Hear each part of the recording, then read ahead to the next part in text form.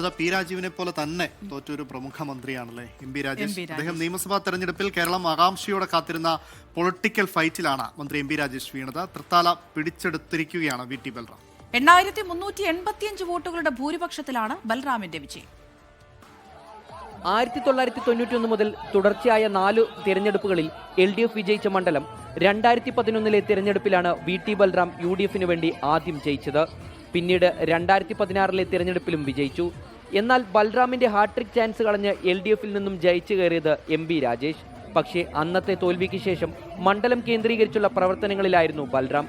അതിനുള്ള ബലം ബൽറാമിന് ലഭിച്ചു. വികസന നേട്ടങ്ങൾ ഉയർത്തിക്കാട്ടി LDF വോട്ട് തേടിയപ്പോൾ മണ്ഡലം തിരിച്ചുപിടിക്കാനുള്ള രാഷ്ട്രീയ തന്ത്രങ്ങളുമായാണ് UDF കളത്തിലിറങ്ങിയത്. ബൽറാമിനെതിരെ തൃത്താലയിലെ കോൺഗ്രസിൽ നിന്ന് ചില എതിർസ്വരങ്ങൾ തുടക്കത്തിൽ ഉയർന്നിരുന്നുവെങ്കിലും അദ്ദേഹത്തിന്റെ വിജയത്തെ തടയുന്ന ഘടകമായി അത് മാറിയില്ല. വി ഉണ്ണികൃഷ്ണൻ മാസ്റ്ററാണ് BJPക്കായി മത്സര രംഗത്തുണ്ടായിരുന്നത്. മന്ത്രിയായതിനാൽ മണ്ഡലത്തിൽ സജീവമല്ലാതിരുന്നത് രാജേഷിന് വലിയ തിരിച്ചടിയായി. ജനങ്ങളോടുള്ള പെരുമാറ്റത്തിലും വലിയ ആക്ഷേപങ്ങൾ ഉയർന്നിരുന്നു. മധുര പ്രതികാരത്തോടെയുള്ള വി ടി ബൽറാമിന്റെ വിജയത്തിന് തിളക്കമേറും. 24 പാലക്കാട്.